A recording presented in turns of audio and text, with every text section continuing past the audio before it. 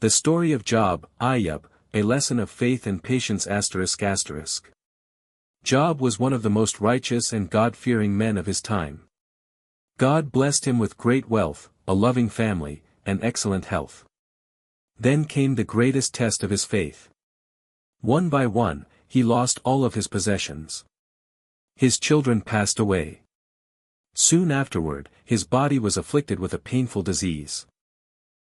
People abandoned him, and even his closest friends questioned his innocence. Yet Job never blamed God or lost his faith. He believed that everything he had was a gift from God, and that God had the right to give and to take away.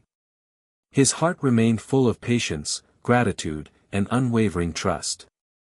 For many years, he endured suffering without turning away from God. Finally, in deep humility, Job prayed, "My Lord, I have been afflicted with suffering, and you are the most merciful of those who show mercy." God heard his prayer and commanded him to strike the ground with his foot. A spring of pure water appeared. After washing and drinking from it, Job was completely healed. God not only restored Job's health but also returned everything he had lost, blessing him even more than before. His wealth was restored. His family was renewed.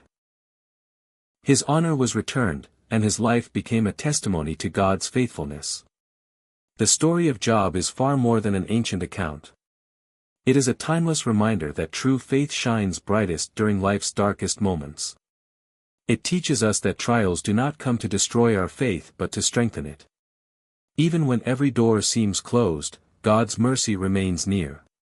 Those who continue trusting Him through hardship will never be forgotten.